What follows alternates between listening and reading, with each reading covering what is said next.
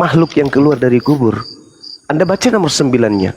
Setelah Yesus bangkit pagi-pagi pada hari pertama minggu itu, ia mula-mula menampakkan diri kepada Maria, kepada yang lain, bla bla bla bla bla bla bla. Apakah murid-murid Yesus percaya? Tidak.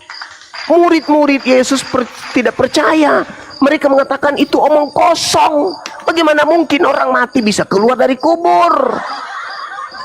Karena mereka murid-murid tidak diberikan tanda bangkitnya anak manusia dari kubur. Yang diberikan tanda bangkit hari ketiga di kubur itu angkatan jahat. Sedangkan murid Yesus bukan angkatan jahat. Maka ketika ada pemberitaan, yang mati itu tidak ada lagi di kuburannya loh, udah bangkit. Murid-muridnya tidak percaya dan menganggapnya omong kosong. Ketika kemudian sosok ini muncul di tengah-tengah mereka, apa reaksi murid-murid? Mereka ketakutan sebab mengira melihat setan. Yesus muncul pada hari ketiga, muridnya bukan mengatakan, oh Tuhan sudah bangkit, tapi menganggapnya hantu. Kenapa bisa demikian? Karena angkatan darat, angkatan darat, jangan nulis angkatan darat dong, angkatan jahat, minta satu tanda, dan tidak akan diberikan satu tanda kepada angkatan jahat, selain tanda Yunus. Apa itu? Anak manusia keluar dari kubur. Nah, siapa yang keluar dari kubur pada hari ketiga? Itu tanda untuk angkatan jahat. Dan itu bukan Yesus. Yang bisa lebih itu penjahat. Penjahat itu. Lalu kemudian Anda membawa data nomor 15-nya. Pergilah ke seluruh dunia. Ini bukan Yesus, Pak. Ini adalah makhluk yang keluar pada kuburan. Bukan Yesus lagi nih yang keluar nih. Kata Yesus, yang keluar itu adalah iblis. Di mana Yesus mengatakan bahwa yang keluar itu iblis? Baca Yohanes 12 nomor 31. Apa kata Yesus? Saatnya dunia dihakimi. Sekarang juga penguasa dunia. Siapa penguasa dunia, Pak? Iblis dilemparkan keluar. Keluar dari mana, Pak? Keluar dari kubur. Jadi yang keluar dari kubur pada hari ketiga, pergilah, jadikan seluruh bangsa menjadi muridku. Itu adalah iblis yang memakai nama Yesus. Sebagaimana nubuat Yesus kepada murid-muridnya di Bukit Zaitun. Apa katanya? Waspadalah agar kalian jangan disesatkan. Sebab penyesat akan datang. Dengan cara apa? Memakai namaku dan berkata, akulah Kristus. Dia akan melakukan tanda yang dahsyat. Dia akan melakukan mujizat-mujizat. Untuk apa? Sekiranya mungkin menyesatkan orang-orang pilihan juga, murid-murid pilihan. Jadi penyesatnya melakukan tanda dahsyat. Apa itu? Keluar dari kubur pada hari ketiga. Itu tanda dahsyat. Melakukan mujizat-mujizat setelahnya. Itulah tanda-tanda Kristus palsu. Sebab Kristus palsu akan datang melakukan tanda yang dahsyat, mujizat-mujizat, sekiranya mungkin menyesatkan murid-murid pilihan juga.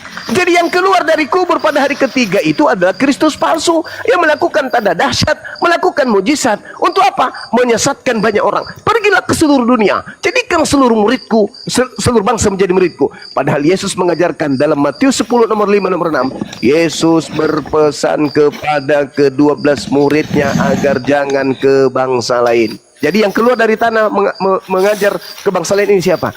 Bukan Yesus, tapi iblis yang memakai nama Yesus. Waspadalah kepada iblis yang datang kepadamu, memakai namaku dan berkata, akulah Kristus. Mereka akan menyesatkan banyak orang. Pertanyaan saya, berhasil tidak menyesatkan banyak orang dalam nama Yesus Kristus? Dan apa nama gelar pengikut Yesus Kristus palsu ini yang adalah iblis? Apa nama gelarnya? Hindu, Buddha, Islam, atau Kristen? Silakan Anda renungkan. Oke, baik. Saya tanggapi ya, teman-teman. Oke, yang pertama teman-teman ya, Bang Juma mengatakan bahwa yang dinantikan kaum Yahudi itu ialah ilah lain. Oke, Bang Suma. Kok bangsa Bang? Orang Yahudi, maaf. Orang Yahudi tidak pernah menantikan ilah lain, Pak. Paulus yang datang mengajarkan ilah lain. Ulangan 13, perintah Tuhan kepada Yahudi, bunuh orang yang mengajarkan kau menyembah kepada ilah baru. Ilah baru itu Yesus Kristus yang keluar dari kubur. Siapa yang mengajarkan itu, kata Tuhan, bunuh. Jangan kau berasa kasihan sama dia. Makanya semua penulis Bible dibunuh, Pak. Oke, giliran saya. Kita pakai waktu boleh. Bang Suma mengatakan bahwa Paulus mengajarkan bahwa kaum Yahudi menantikan ilah lain. Oke, sekarang kita lihat. Kok menantikan, Pak? Siapa yang bilang menantikan? Tadi awal Bang Suma mengatakan bahwa kaum Yahudi, ya memang mereka tidak menantikan ilah lain. Mereka diajarkan, Pak, diperingati. Apabila ada pengarang datang kepadamu, mengajak kamu menyembah kepada ilah yang kamu tidak kenal, jangan kau merasa kasihan, tapi bunuhlah dia. Itu Ulangan 13, Pak. Coba dibaca. Oke. Abad pertama muncul Paulus mengajarkan menyembah kepada ilah baru namanya Kristus. Perintahnya bunuh. Paulus dibunuh gak? Bunuh, mati dia. Lanjut. Oke. Bang Juma, kaum Yahudi menanti kedatangan Sang Mesias ya, sebagaimana yang disampaikan oleh para nabi. Itu bukan ilah lain. Mereka menanti kedatangan Sang Mesias. Siapa itu Mesias? Dikatakan dalam Yesaya 9 ayat 5. Allah yang perkasa, Bapa yang kekal, Raja damai. Dia akan lahir. Bahkan dikuatkan juga di dalam Nabi Mika. Mika 5 ayat 1 dan 2. Dia yang mempunyai takhta yang tidak pernah berkesudahan. Disampaikan juga oleh Nabi Daud di dalam Mazmur 90 ayat 2. Bahkan Mazmur 93 ayat 2. Bahwa Mesias itu takhta yang tidak pernah berkesudahan. Itulah yang mereka menantikan. Yaitu mereka menantikan bahwa yang datang itu adalah bukan ilah lain, tetapi Allah yang menjadi manusia. Mesias yang mereka nantikan. Yesus datang dan menggenapi. Sebagaimana tadi awal sudah kita katakan. Yesaya 61 ayat 1 dan 2. Yesus menggenapinya di dalam Lukas 4, 18 dan 19. Apakah mereka menanti ilah lain? Yesus mengatakan di dalam Yohanes 4 ayat 26, akulah dia. Apakah itu ilah lain yang dinantikan oleh kaum Yahudi? Apakah nubuatan itu bernubuat tentang yang datang itu bukan Mesias, bukan anak Allah yang datang menjadi manusia? Apakah dia itu ilah lain? Apakah dia itu Allah lain? Bukankah juru selamat yang mereka nantikan, Mesias dan Kristus yang mereka nantikan? Apakah itu ilah lain? Dan ketika Yesus datang di tengah-tengah mereka dan mengatakan bahwa akulah dia, apa yang terjadi? Terjadi penolakan kepada dia. Tetapi saat yang bersamaan dia mengatakan bahwa akulah Mesias. Kepada Rasul juga dia mengatakan, Lukas 9 ayat 20, engkau Mesias dari Allah. Jadi kaum Yahudi itu bukan menanti ilah lain, Bang Suma. Mereka menanti kedatangan Allah itu sendiri. Hamba. Siapa itu hamba? Hamba itu di dalam Yesaya 43 ayat yang ke-10. Tidak lain daripada dia sendiri. Allah itu sendiri yang menjadi hamba. Yesaya 43 ayat 10. Bagaimanakah ilah lain daripada Allah? Allah datang menjadi manusia dan mereka menanti itu datang sebagai manusia, itu adalah Allah itu sendiri. Bagaimana Bang Suma mengatakan bahwa mereka menanti bahwa Allah lain, bahkan diajarkan oleh Paulus. Yang berikut, Bang Suma mengatakan bahwa penjahat disalibkan dan bukan Yesus. Yesus mengatakan hal bahwa semua yang tertulis tentang aku, bahwa anak manusia akan diserahkan ke dalam tangan orang berdosa dan disalibkan dan akan bangkit pada hari yang ketiga. Dan Yesus disalibkan. Apakah dia itu penjahat? Yang berikut, Bang Suma mengatakan bahwa Yesus datang itu adalah sebagai penyesat dan bukan dia adalah Yesus. Bagaimana mungkin ketika Yesus mengatakan bahwa rabalah supaya kamu percaya, sebab hantu tidak mempunyai daging dan tulang seperti yang ada padaku. Saya boleh bertanya, apakah iblis bisa dilihat dan bisa dipegang? Ketika Yesus mengatakan bahwa akulah ini, rabalah, kamu akan percaya. Bahkan sepotong ikan goreng pun Yesus akan datang memakannya. Ketika Thomas mengatakan bahwa aku tidak percaya, Yesus mengatakan bahwa rabalah supaya kamu percaya, dan berbahagialah mereka yang tidak melihat namun percaya. Apakah itu ilah lain dan bukan Yesus sendiri? Jadi Bang Suma dan teman-teman, saya minta ya, kitab Yahudi itu digenapi oleh Yesus Kristus. Jadi tadi Bang Suma saya tidak sepaham ya, karena Bang Suma mengatakan bahwa hantu itu datang, iblis. Hantu itu tidak mempunyai daging dan tulang. Boleh bisa dilihat tetapi tidak bisa dipegang. Tetapi Yesus mengatakan, rabalah, apakah saya ini hantu? Tidak, aku ini rabalah, aku ini sendiri, Yesus. Damai sejahtera bagi kamu. Damai sejahtera ku tinggalkan kepadamu.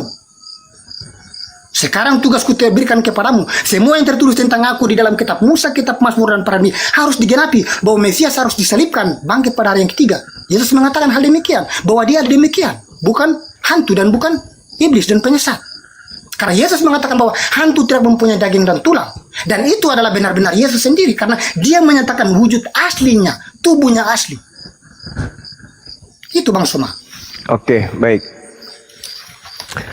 Jadi minimal ada 3 poin yang ingin saya tanggapi dari saudara ya. Setelah ini nanti kita tiktokan aja, terlalu panjang. Oke, Yang oke. pertama Baik, baik. terkait Mesias, Bang. Anda mengatakan orang Yahudi menunggu Tuhan jadi manusia. Ini ilmu dari mana Anda dapatkan? Mesias itu bukan Yesaya 9 Tuhan, ayat 5. Pak. Yesaya 9 ayat 5. Yesaya 9 itu berbicara tentang Hizkia. Pada hari ini telah lahir Hizkia. Kan udah aku bilang tadi. Coba Anda baca nomor 2-nya. Yesaya 9 nomor 2, nomor 3, nomor 4, nomor 5. Anda baca sebelum masuk ke data nomor 6-nya. Itu berbicara mengenai Raja Hizkia yang persis sama seperti Gedeon yang menyelamatkan kemudian mereka dari tentara Asyur. Itu. Anda harus belajar lagi mendalam, jangan comot-comot doang. Sedangkan ketika Anda mengatakan mereka menunggu Mesias, mereka tidak menunggu Tuhan, Pak. Mereka menunggu Mesias. Mesias itu bukan Tuhan. Mesias itu orang yang diurapi Tuhan. Bagaimana mungkin Tuhan diurapi Tuhan? Jadi ketika Yesus datang sebagai orang yang dinantikan, Yesus turun ke bumi. Apa ending ajarannya? Hidup kekal itu adalah mereka mengenal Engkau satu-satunya Tuhan dan mengenal Yesus sebagai utusan Tuhan. Jadi Yesus datang di tengah-tengah kaumnya, ingin diterima sebagai apa? Sebagai Mesias, sebagai orang yang diurapi Tuhan, selayaknya Gedeon, selayaknya Hizkia, selayaknya Musa, selayaknya Daud. Bukan Tuhan. Yesus menjadi Tuhan nanti di Roma, di Yunani, Pak, oleh Paulus.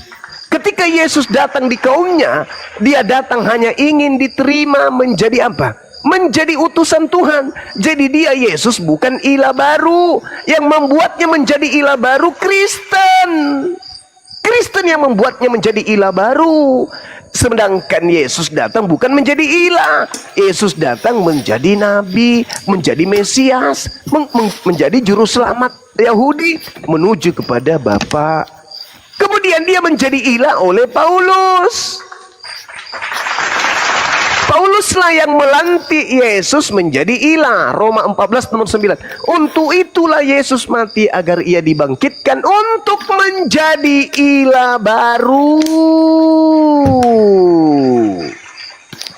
Makanya Paulus ketika datang ke Roma Athena, baca Kisah para Rasul 17, ketika Paulus sampai di sana, Paulus mengatakan kepada orang Athena, kalian telah menyembah dewa yang kalian tidak kenal. Aku datang memperkenalkan dewa yang tidak kalian kenal itu, yaitu Agnostos Theos dalam nama Kristus Yesus. Maka ilahnya orang Roma, ilahnya orang Athena, ilahnya orang Yunani, ilahnya orang Kristen dengan ilahnya orang Yahudi itu berbeda, Pak. Itulah ilah baru yang tidak disembah oleh orang Yahudi sampai hari ini. Itu yang pertama. Kemudian ketika Yesus mengatakan, sebab aku berkata kepadamu, ada kerajaan Elohim, bahwa kerajaan Elohim akan diambil kepadamu dan akan diberikan kepada suatu bangsa yang akan menghasilkan buah kerajaan itu.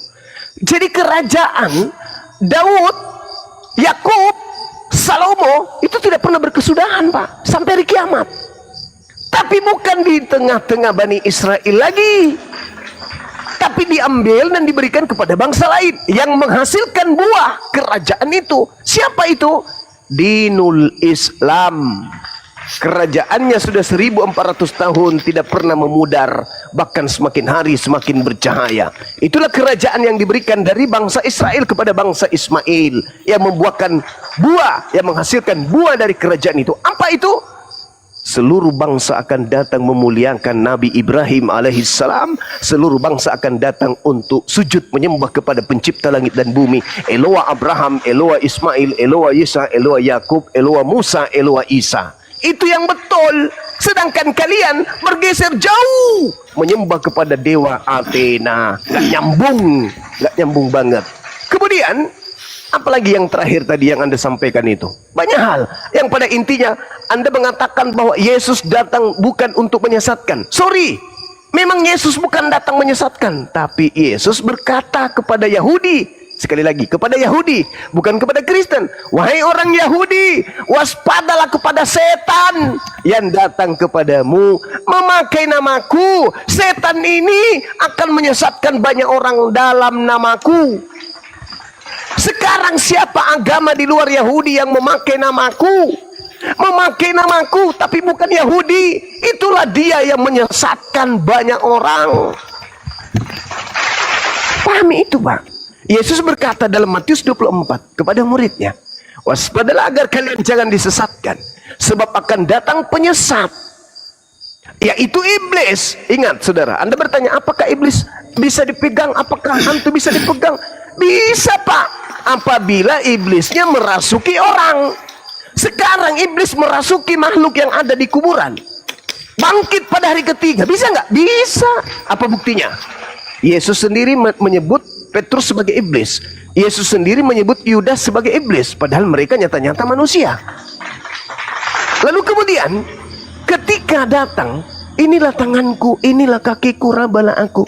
Loh, itu kan untuk membuktikan bahwa orang ini bukan hantu, bukan orang ini adalah Tuhan. Kan murid-muridnya mengira hantu, dan mereka tidak percaya itu Yesus. Mereka ragu, dia tidak yakin ini guru saya ini. Kenapa? Coba Anda lihat di dalam di dalam Lukas 24 nomor 9, 10, 11, 12. Apa yang terjadi di sana? Murid-murid tidak percaya dan mengatakan itu adalah omong kosong. Bahkan kalau Anda lihat di Markus 16 nomor 20, nomor 12 apa katanya? Yesus menampakkan diri dalam rupa yang lain. Anda baca dalam Matius 28 nomor 17, nomor 18, murid-muridnya ragu, tidak percaya kalau itu adalah gurunya. Kenapa? Karena gurunya tidak pernah mengajarkan dia akan keluar dari kubur. Ketika ditanya, guru apa tanda kedatanganmu? Apa kata Yesus? Aku datang dengan tanda di tengah langit. Aku akan tampil di tengah langit, bukan di tengah kuburan. Tanda untuk tampil di tengah kuburan itu Matius 12, untuk angkatan jahat. Untuk angkatan benar tampil di tengah langit. Jadi angkatan jahat diberi tanda, anak manusia tampil di tengah kuburan. Untuk angkatan benar, anak manusia akan tampil di tengah langit. Yang datang kepada Kristen, tanda apa? Yang bangkit di tengah kuburan. Berarti angkatan jahat. Itu fakta. Nah, sekarang muncul pertanyaan saya sekali lagi. Ketika Yesus mengatakan, waspadalah kepada iblis yang datang kepadamu memakai namaku dan berkata, akulah Mesias, akulah Kristus. Dia akan menyesatkan banyak orang.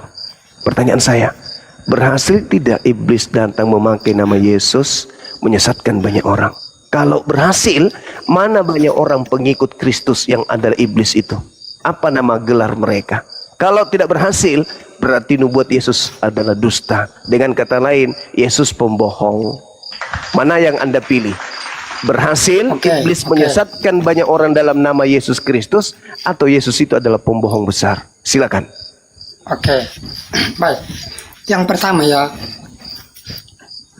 ilah lain. Sekarang kita lihat ya, teman-teman semua. Apakah Yesus Mesias atau hamba Tuhan atau Immanuel atau juru selamat yang dinantikan oleh kaum Yahudi? Dia itu adalah hamba itu, apakah dia di luar daripada Allah ataukah tidak? Mari kita buktikan. Yesaya 43 ayat yang ke-10. Ini berbicara apakah yang diutus sebagai seorang hamba itu, apakah dia di luar daripada Allah ataukah dia adalah Allah itu sendiri. Sekarang kita lihat, saya baca ya. Kamu inilah saksi-saksiku, demikianlah firman Tuhan. Dan hambaku, ini hamba ya, hambaku yang telah kupilih, supaya kamu tahu dan percaya kepadaku dan mengerti bahwa aku tetap dia.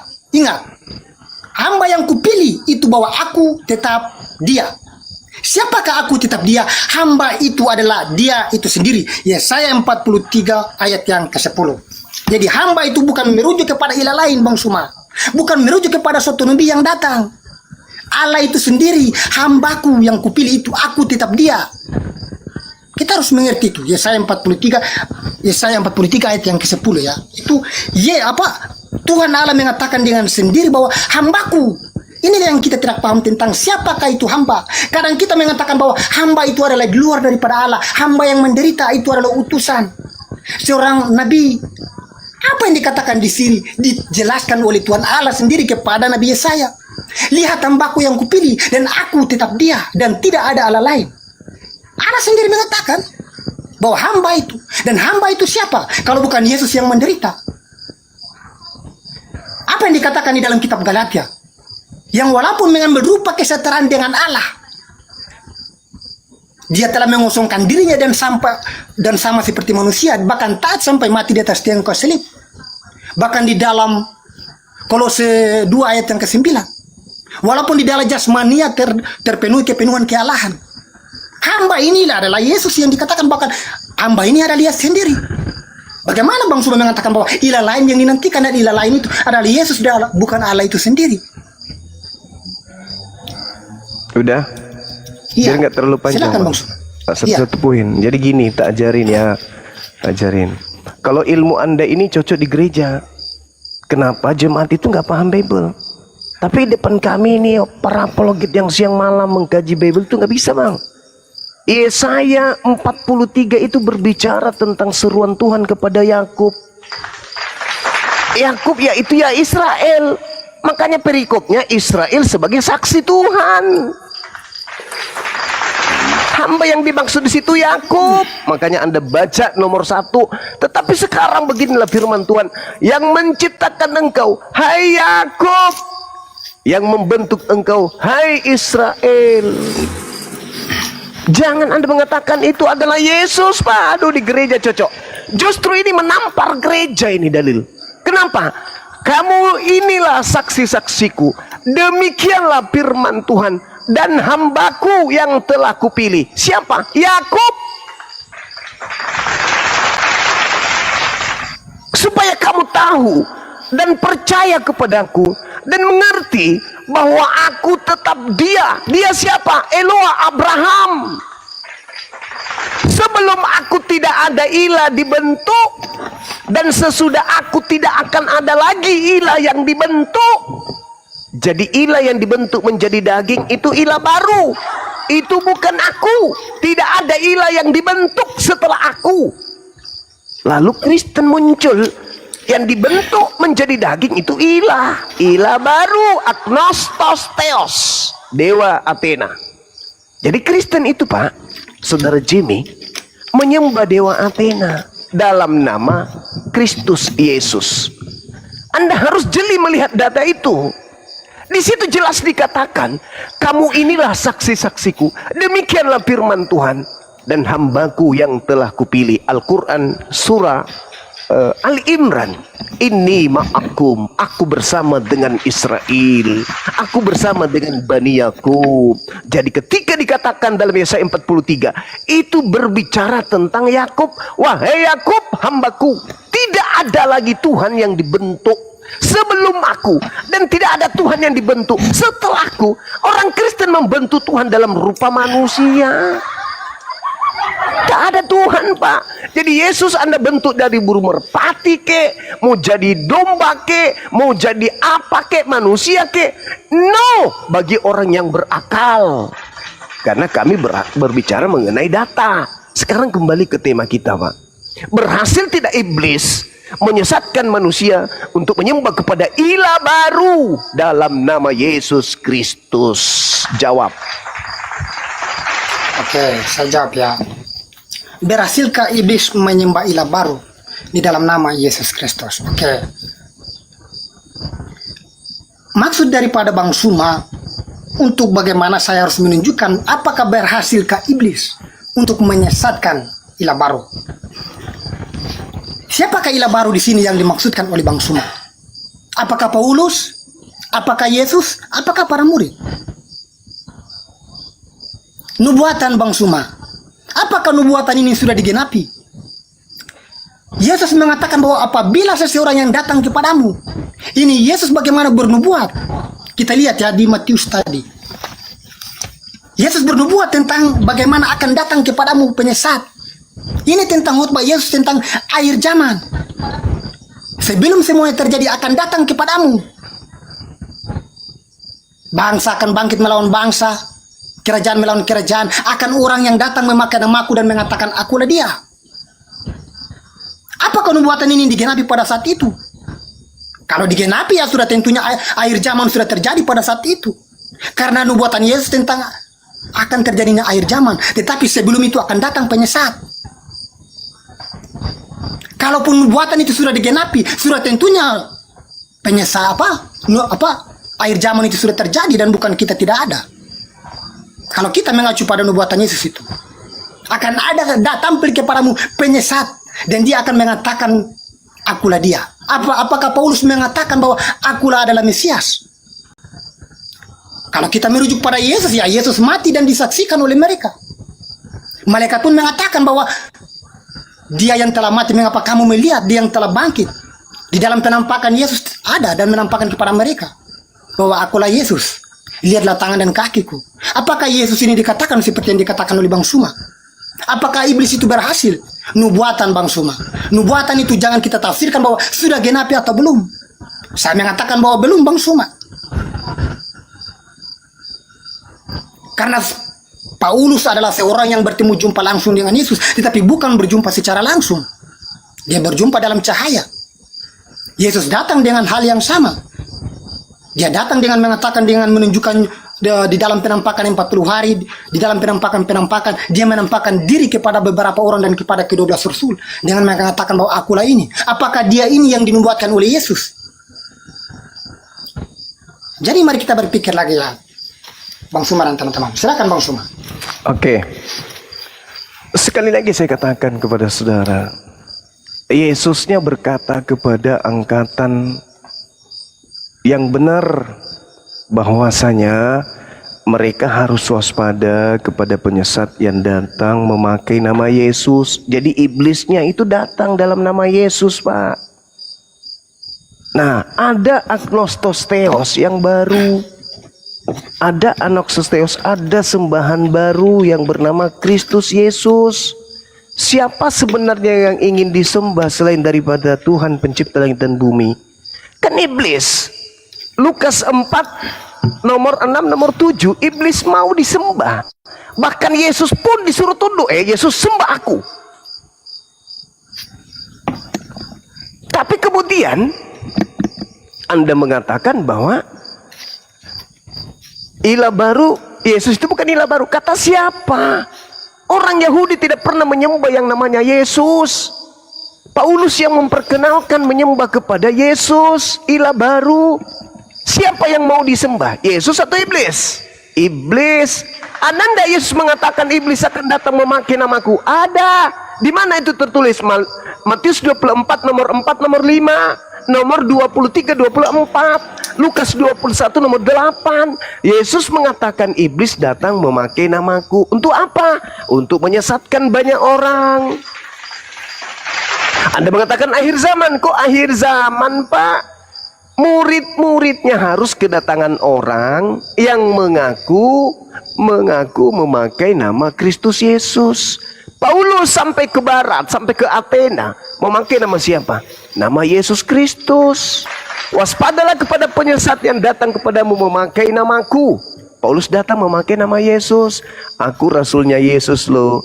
Menulis surat dari Rasul Paulus oleh Tuhan kita Yesus Kristus. Jedar.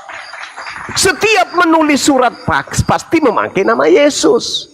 Waspadalah kepada penyesat yang datang kepadamu memakai namaku. Paulus setiap menulis surat memakai nama Yesus. Siapa yang datang pada angkatan pertama kepada murid Yesus?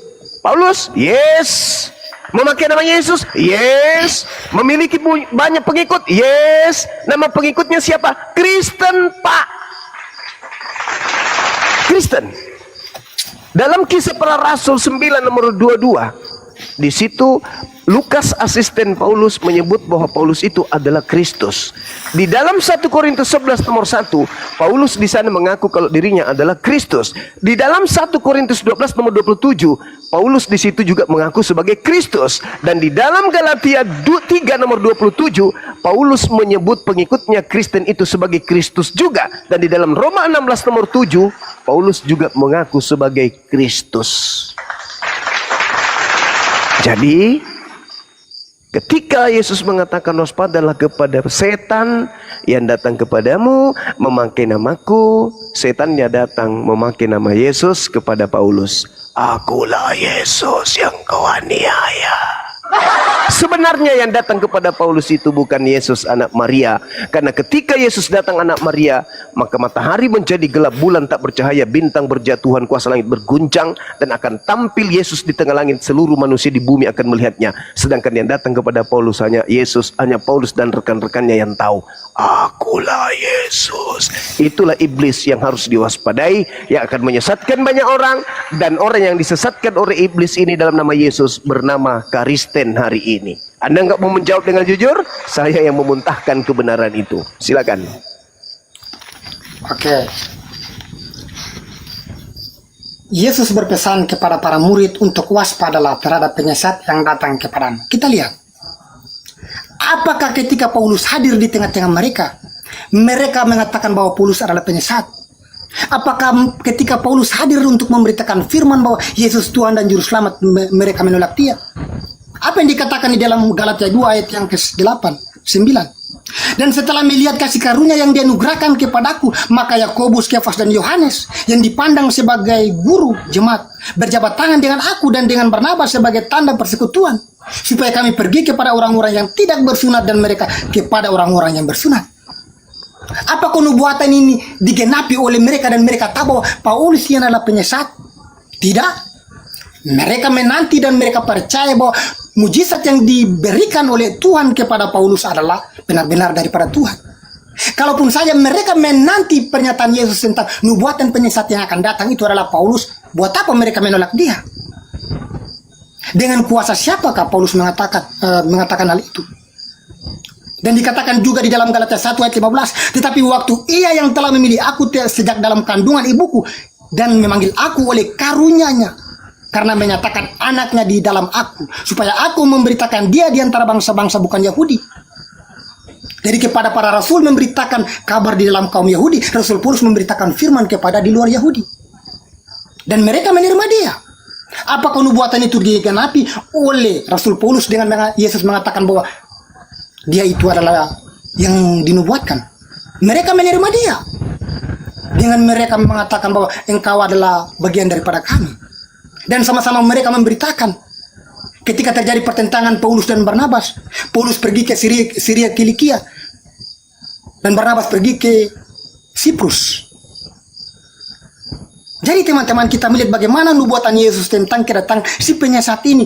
Apakah ketika dia hadir di tengah-tengah para rasul dan pada saat Paulus ada di tengah-tengah mereka, mereka mengatakan bahwa nubuatan Yesus telah digenapi oleh Rasul Paulus, apakah dia itu penyesat? Tidak. Mereka menerima dia. Kisah Galatia 2 ayat 9 tadi. Mereka berjabat tangan dengan dia. Bahkan mereka bersama-sama untuk memberitakan bahwa kabar bahwa Yesus adalah Tuhan dan Juru Selamat. Apakah nubuatan Yesus tentang penyesat itu para murid menanti dan mereka telah menggenapi, tetapi mereka tidak percaya tentang janji itu? Tidak. Mereka menanti janji itu, tetapi mereka percaya bahwa Paulus itu adalah seorang rasul yang diutus oleh Allah, diutus oleh Yesus. Jadi gimana Bang Suma, ketika kita melihat bahwa Yesus bernubuat tentang kedatangan penyesat, para murid sudah tentunya kalau tahu Paulus adalah penyesat, sudah tentunya mereka tidak menolak. Mereka menolak dia, tetapi mereka berjabat tangan dan menerima pelayanannya. Dan mereka sama-sama. Iya, silakan Bang Suma. Oke, saudara, thank you. Apakah nubuatan itu tergenapi? Tergenapi dong. Kan Yesus mengatakan waspada. Kalau ente tidak waspada, ente disesatkan. Kalau Anda mengatakan murid menerima Paulus, berarti mereka nggak waspada. Kan Yesus sudah mengatakan, waspadalah kepada penyesat. Ente tidak waspada, ya ente disesatkan. Jadi kalau murid menerima Paulus, berarti murid disesatkan. Karena Yesus mengatakan apa? Matius 24, nomor 23-24. Sebab, jika apabila ada orang berkata ada Mesias di padang gurun, ada Mesias di dalam bilik, jangan kamu percaya. Sebab, Kristus palsu dan nabi-nabi palsu akan datang melakukan tanda yang dahsyat dan mujizat-mujizat. Sekiranya dia akan menyesatkan murid-murid pilihan juga. Tergenapi enggak? Kalau ada murid yang percaya kepada Paulus, berarti tergenapi, paman. Waspadalah agar kau jangan disesatkan. Anda bangga, murid-muridnya percaya kok, berarti sudah disesatkan. Lalu kemudian ketika Anda mengatakan Paulus itu dipilih dari sejak dalam rahim ibunya. Betul. Tapi permasalahannya sekarang, Anda pun harus tahu bahwa penyesat memang sudah dipilih dari sejak dalam rahim ibunya. Di mana dalilnya? Mazmur 58 nomor 3. Penyesat-penyesat, orang-orang fasik, pengkhianat, pendusta-pendusta, pembohong-pembohong itu sudah terpilih dari kandungan ibunya. Aku dipilih dari sejak dalam kandungan ibuku. Kalau ente dipilih menjadi orang benar, kenapa ente tidak mewakili Yesus? Kenapa ente tidak menjadi pengawal Yesus? Kenapa ente tidak menjadi sekretarisnya Yesus ketika Yesus kemudian ingin dihancurkan oleh orang-orang Yahudi? Ente kemana? Katanya dipilih jadi rasul dari sejak dalam rahim ibu.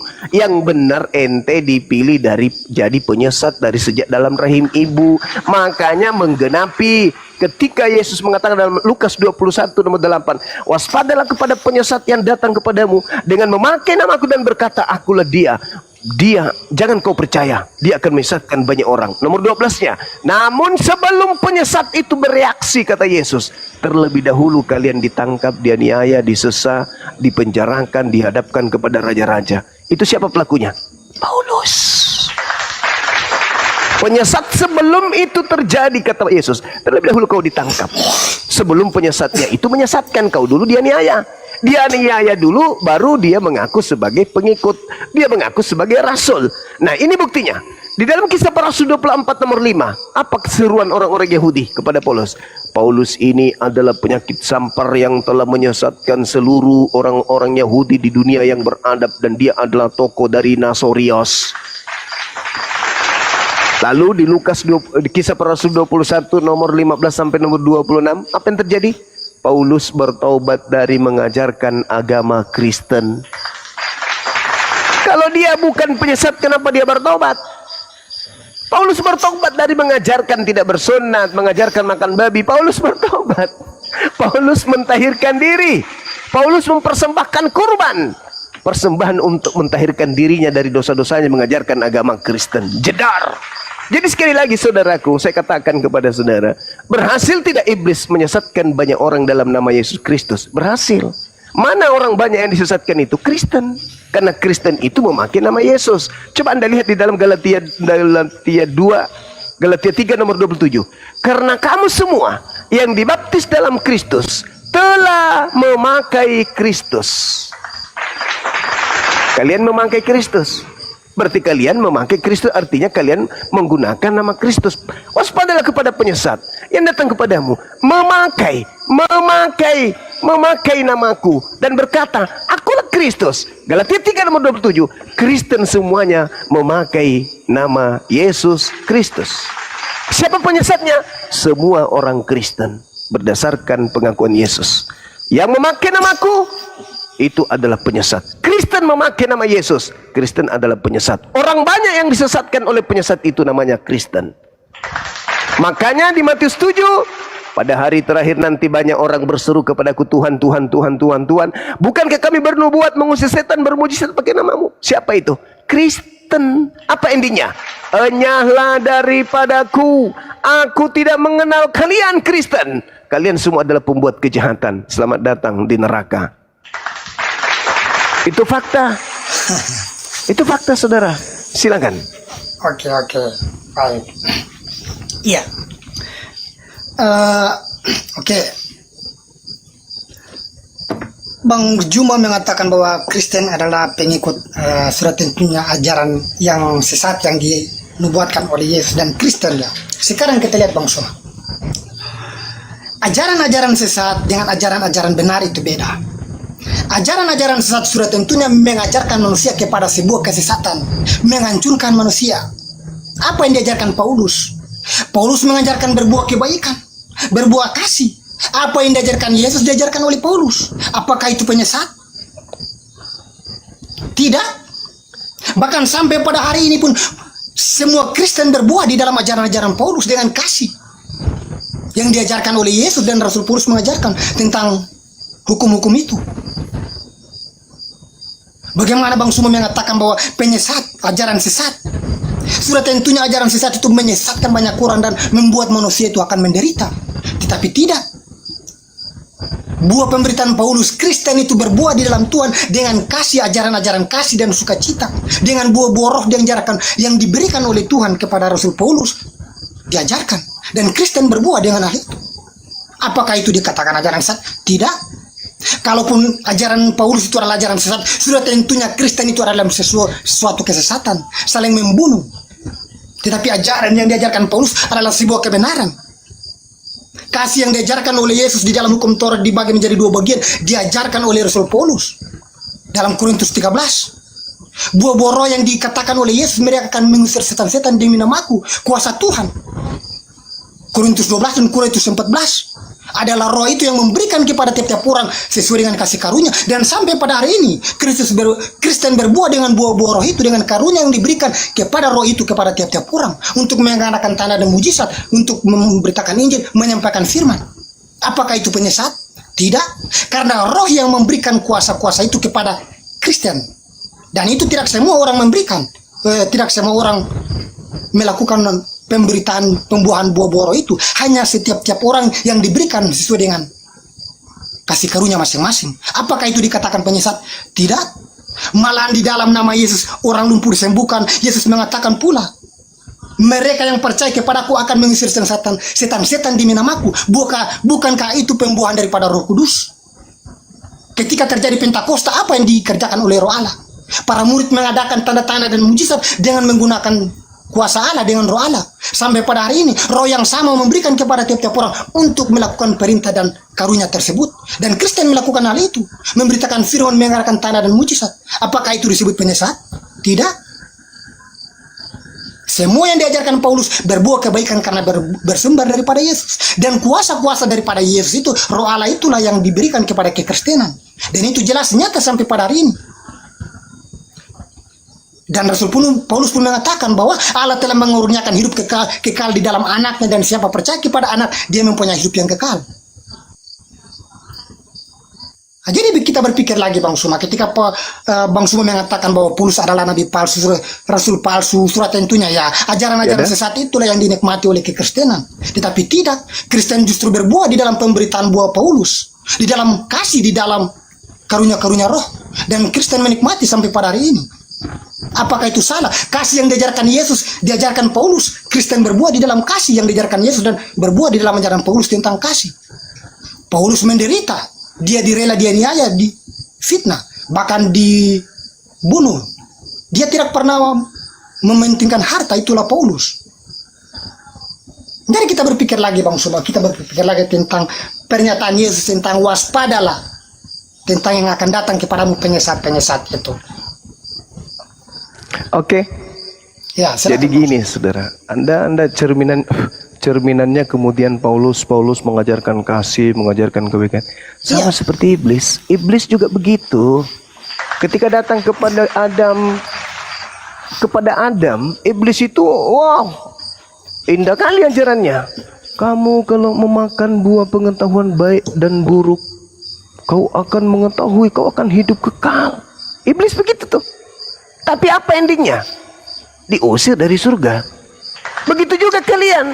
Paulus bagus, baik. Endingnya, hanyalah daripadaku kalian semua adalah pembuat kejahatan. Itu endingnya tuh. Siapa yang memanggil Yesus Tuhan? Kristen. Bernubuat, mengusir setan, bermujizat pakai namanya siapa? Kristen. Endingnya apa? Diusir kan? Sedangkan ketika Anda ingin menggunakan akal, membandingkan antara ajaran Paulus, Yesus berkata di dalam Matius 5 nomor 19, karena itu siapa yang meniadakan salah satu perintah hukum Taurat, sekalipun yang paling kecil, lalu mengajarkan kepada orang lain demikian halnya, maka dia akan menduduki tempat terhina dalam kerajaan langit, alias neraka. Paulus mengajarkan menjalankan hukum Taurat enggak? Efesus 2 nomor 15, dengan matinya Yesus, dia telah membatalkan hukum Taurat beserta segala perintah yang ada di dalamnya. Pret. Galatia 2 nomor 16, tidak ada orang yang dapat dibenarkan karena melakukan hukum Taurat. Pret. Nomor 21, jika engkau mengharapkan ada kebenaran dalam hukum Taurat, maka sia-sialah kematian Yesus. Pret. Dan apa kata Yesus? Begitu juga sebaliknya. Barang siapa yang melakukan hukum Taurat dan mengajarkan segala perintah-perintah yang ada dalam hukum Taurat, maka dia akan menduduki tempat yang tertinggi di dalam kerajaan surga. Jadi kalau ada orang Kristen mengajarkan orang lain untuk menjadi Kristen, orang itu bukan mengasihi. Orang itu sedang membinasakan orang. Kenapa? Karena Yesus mengatakan, kalau kau mengajarkan orang lain untuk meniadakan hukum Taurat dan mengajak kepada orang lain meskipun yang paling terkecil, kau akan menempati tempat terhina dalam kerajaan langit, alias kau akan ke neraka. Tetapi kalau kau melakukan hukum Taurat dan mengajarkan kepada orang lain juga melakukan hukum Taurat, maka engkau akan menempati tempat tertinggi. Sekarang pertanyaannya, Paulus mengajarkan melakukan hukum Taurat gak? Tidak. Paulus mengajarkan orang lain untuk meniadakan hukum Taurat? Yes. Berarti Paulus mengajak orang lain menempati tempat mana? Neraka. Apa bedanya dengan iblis? Iblis juga begitu. Iblis tidak peduli. Yang penting banyak pengikut. Mau neraka kek, mau apa kek, yang penting banyak pengikut. Itulah Paulus. Itulah Paulus. Menggantikan segala perintah-perintah Tuhan dengan perintahnya. Ingat, Efesus 2 nomor 15. Apakah itu firman Tuhan? Bukan, itu perkataan Paulus itu sendiri. Paulus membatalkan seluruh perintah Tuhan. Lalu Paulus mengarang perintah sendiri. Bahkan Paulus mengarang kalau dia adalah Bapa yang ada di dalam Yesus itu sendiri. Coba. Bahkan Paulus mengaku bahwa dirinya adalah Kristus itu sendiri. Bahkan Paulus mengatakan murid-muridnya juga adalah Kristus itu sendiri. Bagaimana mungkin mau selamat dari ajaran seperti itu? Coba, ketika saya berkata, berhasil tidak? Iblis menyesatkan banyak orang. Berhasil. Dalam nama Yesus, berhasil. Siapa iblisnya? Yang datang kepada Paulus. Siapa nabi palsunya? Paulus. Siapa pengikutnya? Kristen. Ke neraka enggak? Ke neraka. Datang enggak kemudian Paulus ke murid-murid Yesus? Datang. Mengaku enggak dia bertemu dengan Yesus? Mengaku. Jadi apabila ada orang berkata ada Mesias di sini, ada Mesias di sana, jangan kau percaya. Mengaku enggak Paulus bahwa ada Mesias di padang gurun? Mengaku. Perintah Yesus percaya atau jangan percaya? Jangan percaya. Orang Yahudi percaya enggak? Enggak. Terus kenapa mereka percaya? Karena Paulus bukan ke Yahudi. Paulus ke Romawi Yunani. Kenapa Romawi Yunani percaya? Karena pada dasarnya jangankan Yesus, di dalam Kisah Para Rasul 14 nomor 10, 11, 12, Paulus sendiri dianggap dewa Hermes oleh mereka, apalagi Yesus. Jadi ajaran Paulus tidak dipercaya oleh Yahudi, tapi ajaran Paulus dipercaya oleh para penyembah-penyembah dewa agnostos theos. Siapa yang mengajarkan agama Kristen? Yahudi atau para penyembah agnostos theos? Belanda, penyembah agnostos theos yang mengajarkan Kristen di Indonesia. Portugal yang datang ke Indonesia yang mengajarkan kemudian menyembah kepada agnostos theos dalam nama Yesus. Ada enggak orang Yahudi datang berbondong-bondong ke Indonesia mengajarkan tentang kekristenan? Tidak ada. Bahkan orang Yahudi meludahi orang Kristen. Kenapa? Kan orang Kristen menyembah kepada agama pagan, ajaran menyembah kepada paganisme, berhala. Jadi saudara, sekali lagi saya katakan, jangan saudara tegar tengkuk. Kebenaran itu harus diakui sebagai sebuah kebenaran. Kata Yesus, barang siapa yang meniadakan hukum Taurat meskipun yang paling terkecil, maka dia akan menempati tempat neraka. Dan barang siapa yang melakukan hukum Taurat dan segala perintah yang ada di dalamnya dan mengajarkan kepada orang lain, maka dia akan menempati tempat tertinggi. Paulus bagaimana? Mengajarkan menjalankan hukum Taurat? Tidak. Tidak sama sekali. Jangan kau menyangka bahwa hukum Taurat itu ada kebenaran. Tak ada kebenaran. Yang sekarang yang benar adalah Kristus. Dulu yang kuanggap benar itu adalah sekarang kuanggap sampah, tinja. Jadi hukum Taurat, setelah Paulus kedatangan Yesus palsu, Paulus menganggap hukum Tuhan itu sebagai tinja, kotoran. Nah sekarang Kristen berpihak di mana? Ke Paulus. Dia akan menyesatkan banyak orang. Banyak orang itu mana yang disesatkan? Kristen. Sekira kita sudah sampai di penghujung, saudara Jimmy. Saya menyampaikan apa yang tertulis di dalam kitab saudara. Karena kalau saya menggunakan Al-Quran, Anda tidak akan percaya Al-Quran saya dalam surah Al-A'raf, Allah subhanahu wa ta'ala menjelaskan bahwasanya, ya bani Adam, la yaftinannakum syaitan kama akhraja abawaikum minal jannah. Wahai anak keturunan Adam, janganlah engkau sekali-kali tertipu oleh setan, sebagaimana setan telah menipu kedua orang tuamu, sehingga setan berhasil mengeluarkan mereka dari surga. Lalu kemudian ayat selanjutnya, Allah subhanahu wa ta'ala mengatakan, farikan hada, sebagian dari keturunan Adam mendapatkan petunjuk karena menggunakan akal, wa farikan haqqa alaihimud dalalah, dan sebagian lainnya pantas sesat karena mereka tak menggunakan akal. Innahu muttakhasus syayatin awliya min dunillah, sebab mereka menjadikan iblis sebagai pelindung selain daripada Allah. Wa yahsabu annahum muhtadun, mereka mengira bahwa mereka mendapatkan petunjuk, padahal sesungguhnya tidak sama sekali. Itu terakhir dari saya, saudara. Silakan Anda renungkan. Mudah-mudahan saya tanggapi diskusi dulu Bang kita. Sumaya. Nanti Iya, saya silakan. tanggapi terakhir juga ya. Saya tanggapi Silakan, terakhir. silakan. Oke. Yang pertama tentang Paulus Bang Suma mengatakan bahwa Paulus tidak mengajarkan hukum Taurat. Oke. Roma 7 ayat 7, apa yang dikatakan di sana? Oleh hukum Tauratlah aku mengenal dosa. Paulus mengatakan.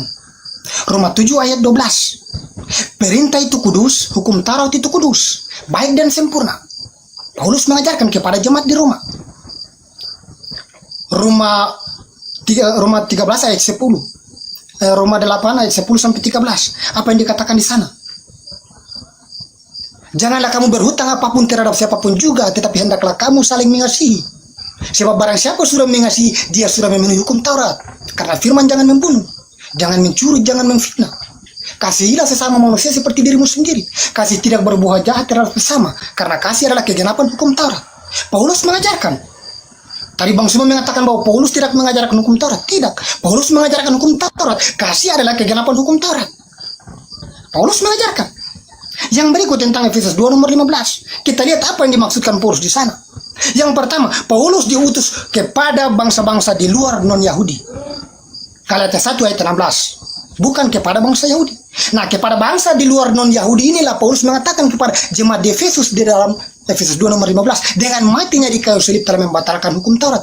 Apa yang dimaksudkan di sana? Kita bahas dulu di ayat-ayat sebelumnya. Apa hukum seremonial yang dikatakan di sana? Tentang sunat dan korban penebusan salah. Apa yang menjadi tembok pemisah di sana? Apa yang menjadi perseteruan di sana? Sehingga Paulus mengatakan hal demikian. Bangsa Yahudi bolehlah mengatakan sunat dan mengadakan korban penebusan salah. Tetapi yang intinya bahwa Yesus yang darahnya tertumpah itu mempersatukan kaum di Efesus, bahkan semua dengan kaum Yahudi. Yaitu inti dari pembelajaran Paulus. Mempersatukan di dalam Kristus. Jadi kita harus lihat dulu tembok pemisah dan perseteruan. Di dalam Efesus 5 tadi. Di mana bangsa Yahudi mengklaim bahwa di luar daripada kaum Yahudi tidak bisa mendapatkan keselamatan. Karena mereka tidak termasuk orang-orang pilihan. Makanya Rasul Paulus dengan mengajarkan jemaat di Efesus dengan mengatakan hal demikian. Hukum seremonial yang dibatalkan oleh Yesus Kristus. Sebagaimana korban persembahan yang dilakukan oleh kaum bangsa Yahudi. Tetapi bukan Paulus membatalkan. Malah dia mengajarkan kepada jemaat di Efesus bahwa silakan kaum Yahudi melakukan hal itu. Tetapi yang menjadi tembok pemersatu, yang menjadi persatukan di dalam Kristus ialah dengan darah Yesus yang diajarkan oleh Paulus dimaksudkan di situ. Jadi bagaimana Paulus mempersatukan jemaat di Efesus dengan kaum Yahudi dengan mengadakan tembok pemisah dan perseteruan itulah karena sunat dan persembahkan kurban. Ya itulah yang menjadi tembok pemisah. Sehingga Paulus mengatakan hal demikian. Dengan matinya di kayu salib yang telah membatalkan hukum-hukum seremonial itu dengan segala ketentuannya. Tetapi bukan berarti Paulus melarang kaum Yahudi jangan melakukan. Tidak. Dia hanya memperingatkan kaum di Efesus bahwa itu punya kaum Yahudi. Tetapi kamu dipersatukan dengan mereka dengan jalan percaya kepada Yesus. Itu yang diajarkan Rasul Paulus di dalam Efesus 2 nomor 15. Jadi itu Bang Suma. Terima kasih Bang Suma. Mungkin itu saja yang saya sampaikan di saat ini. Oke. Terima kasih. Boleh satu pertanyaan, Saudara Jimmy? Sudah final Bang Suma. Nanti lagi. Terima kasih. Oh iya, sorry. Oke. Makasih Bang Suma ya. Terima kasih teman semuanya. Oke. Iya. Jadi teman-teman sekalian sebelum saya tutup ya. ketika ucapan saudara Jimmy tadi, seakan-akan Paulus itu tidak menghapuskan Taurat. Tapi muncul pertanyaan, kenapa dia bertaubat setelah dia kembali ke Yerusalem? Di Lukas, di Kisah Para Rasul 21 nomor 15 sampai 26. Paulus bertobat dari mengajarkan agama Kristen. Kenapa bisa? Harusnya Paulus itu kalau memang mengajarkan ajaran kebenaran, Paulus jangan mau bertobat dari ajaran itu. Nah, kita lihat dalam Ulangan 33. Inilah berkat yang diberikan Musa, hamba Allah itu kepada orang Israel. Kepada orang Israel sebelum ia mati, kepada orang Israel, bukan kepada orang yang lain. Berkatalah ia, Tuhan datang dari Sinai, bla bla bla bla. Sungguh ia mengasihi umatnya. Semua orang yang kudus di tanganmu lah mereka, dan pada kakimu lah mereka tunduk. Nomor 4-nya, Musa telah memerintahkan hukum Taurat kepada kita. Kita siapa? Bani Israel. Satu milik bagi jemaat Yakub, hanya untuk Bani Yakub. Tapi kenapa Paulus kemudian mengubur-ubur sampai di luar Yahudi? Padahal itu hanya kepunyaan Yakub doang. Karena menggenapi Kejadian 29 nomor 27, 49 nomor 27. Apa itu? Keturunan Benyamin seperti serigala, merampas milik orang pada pagi hari, membagi-bagikan pada sore hari. Jadi dia merampas hukum Taurat itu, dibagi-bagikan kepada non-Yahudi. Padahal Taurat itu hanya milik kepunyaan orang Yahudi. Ulangan 5. Musa memanggil seluruh orang Israel berkumpul dan berkata kepada mereka, dengarkanlah hai orang Israel, ketetapan dan peraturan yang pada hari ini kuperdengarkan kepadamu, supaya kamu mempelajarinya, melakukannya dengan setia. Tuhan Elohim kita telah mengikat perjanjian dengan kita di Horeb. Bukan dengan nenek moyang kita Tuhan mengangkat perjanjian, tetapi dengan kita, ya kita yang hidup di hari ini dan semuanya yang masih hidup saat ini. Jadi hukum Taurat itu hanya untuk Bani Israel yang hidup pada saat itu. Nah, kalau ada orang mengajarkan Paulus, dia datang mau kasih itu sudah digenapi, kami ini ada penganut Taurat. Dari mana ke mana kalian penganut Taurat? Kalau Paulus mengajarkan Taurat keluar dari bangsa Israel, berarti dia telah menggenapi nubuat Benyamin. Dan dia mengaku aku adalah anak Benyamin, keturunan Benyamin. Sedangkan keturunan Benyamin itu serigala. Berarti ketika dia mengajarkan hukum Taurat kepada Kristen, justru Paulus ini terbukti serigala itu. Di dalam Filipi 3 nomor 5 Paulus mengaku, aku adalah keturunan Benyamin. Apa nubuat Benyamin dari Yakub? Benyamin berperilaku serigala. Apakah serigala itu baik? Apakah Paulus mengajarkan untuk mengikuti serigala? Tidak, justru Yesus mengatakan, waspadalah kepada serigala yang datang kepadamu menyamar domba. Jadi kalau Anda mengatakan Paulus mengajarkan Taurat kepada non-Yahudi, Kristen mengaku juga penganut Taurat, orang Kristen menjalankan Taurat, itulah bukti bahwa serigala sedang beraksi.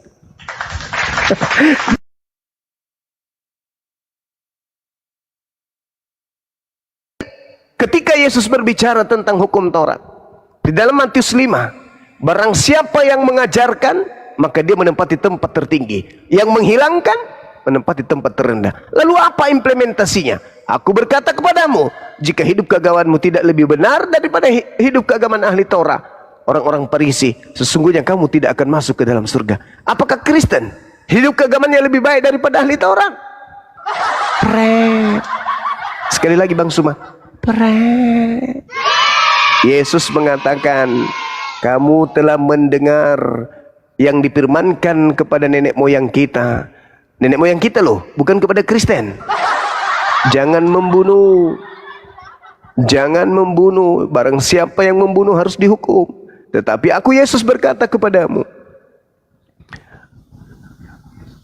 Dia katakan gini, tetapi aku Yesus berkata kepadamu, setiap orang yang marah terhadap saudaranya harus dihukum. Marah saja harus dihukum. Siapa yang membunuh harus dihukum. Siapa yang membunuh harus dihukum, kata Yesus. Itu jelas itu. Siapa yang marah kepada saudaranya harus dihukum. Siapa yang berkata kepada saudaranya kafir harus dihadapkan kepada mahkamah agama. Siapa yang berkata jahil harus diserahkan ke dalam neraka yang menyala-nyala. Terus Anda mengatakan bahwa Yesus membatalkan hukum Torah. Tidak. Justru Yesus itu mengatakan harus lebih baik. Harus lebih baik. Sebab itu, jikalau engkau mempersembahkan persembahanmu di atas mezbah. Tuh, Yesus mengatakan persembahan di atas mezbah. Berarti Yesus mengajarkan mempersembahkan binatang. Tetapi aku berkata kepadamu, jikalau engkau mempersembahkan persembahanmu di atas mezbah, dan engkau teringat akan sesuatu yang ada dalam hati saudaramu terhadap engkau, tinggalkanlah persembahanmu itu di depan mezbah itu, lalu pergilah berdamai dahulu, pergilah meminta maaf dahulu dengan saudaramu, lalu kamu kembali untuk mempersembahkan persembahanmu itu. Itu ajaran Yesus. Yesus mengajarkan mempersembahkan kurban hewan. Segeralah berdamai dengan lawanmu selama engkau bersama-sama dengan dia di tengah jalan, supaya lawanmu itu jangan menyerahkan engkau kepada hakim, dan hakim itu tidak menyerahkan engkau kepada pembantunya, dan engkau dilemparkan ke dalam penjara. Aku berkata kepadamu, sesungguhnya engkau tidak akan keluar dari sana sebelum engkau membayar hutangmu sampai lunas. Kamu telah mendengarkan firman, jangan berzina. Tetapi aku berkata kepadamu, setiap orang yang memandang perempuan serta menginginnya sudah berzina di dalam hatinya. Maka jikalau matamu yang kanan menyesatkan engkau, cungkilah, buanglah itu. Karena lebih baik bagimu jika satu dari anggota tubuhmu binasa, daripada tubuhmu dengan satu dicampakkan ke dalam neraka, dengan utuh dicampakkan ke dalam neraka. Dan jika tanganmu yang menyesatkan engkau, penggallah, buanglah itu.